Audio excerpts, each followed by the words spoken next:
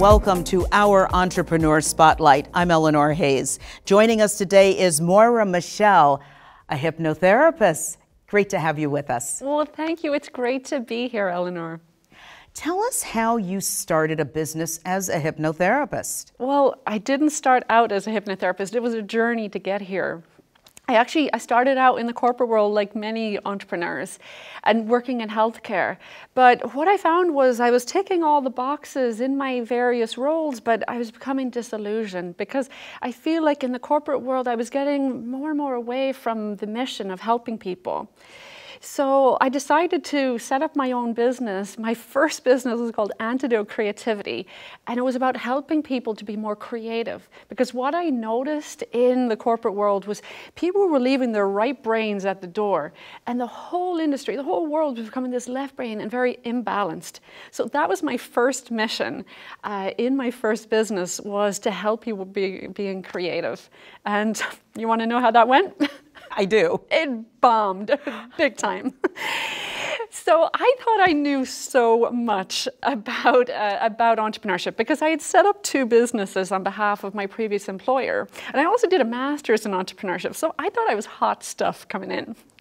And it was humbling because I ran into every entrepreneurial block going. It was everything you can imagine was keeping me stuck. So specifically, can you think of 3 challenges that you met starting the business? Well, first was just the mindset blocks. It was just, I didn't really know how to move forward. I felt really stuck by so many things. I didn't know how to charge money. I didn't know that I was worthy. I felt like, who am I to be going out and setting myself up as a business? Who am I to be going out asking people for business? I ran into cultural factors as an Irish person about who an Irish person can be in this world, and the history of Irish people. I ran into visibility blocks online where I was making contact, but I was going, I hope no one sees. And I know a lot of entrepreneurs, we start out like that. And I was just running into feeling very stuck. I knew that I knew how to do the thing, but it just wasn't happening. So with some of what you went through, what lessons learned, what valuable advice would you give? Well, it's mindset is just so important, is taking care of you. In entrepreneurial world, something that stuck with me is that, and I tell people is, that awkward conversation when you are interviewing for a job and you need to have the salary negotiation. You got to show up and you got to say, I am worth this money. Every day as an entrepreneur is like that. Every day you're proving your worth. Every day you're showing up and having to account for yourself and showing yourself and the clients that you're bringing value. And so, I would say that it's getting that mindset set, knowing your value and bringing that into the world in a confident way. What does the future hold for you as a hypnotherapist?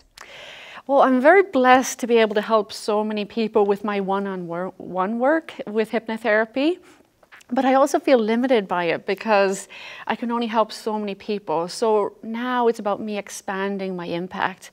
I brought on a new service. It's a breathwork for healing service that's allowing me to have a massive impact within groups.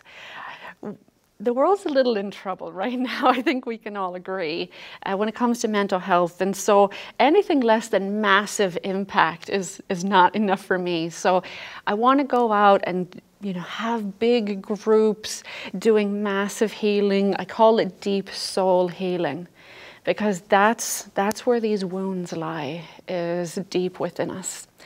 So wanting to increase my impact in that way, for sure. Of all the help that is available, when would you say it's a good idea for someone to seek hypnotherapy? So what I hear a lot of my clients say when they call me up, they say, I'm stuck, I'm blocked. And so if you feel blocked in any way, it's time to get help. If there's something that you want and you're willing to work for it, you're able to work for it, but you're not seeing the result, it's because something is happening in here. And so that's the point where it's time to contact, whether it's a hypnotherapist or a coach or whoever. But with hypnotherapy, we can go deep into the subconscious. I mean, if the answer was there, you'd know it already and you'd be able to change it. And so when that answer just seems like a mystery, when that block seems like a mystery, that's when hypnotherapy can help you really expose it so you can finally release it. Tell us how you are trying to reach even more people through your podcast.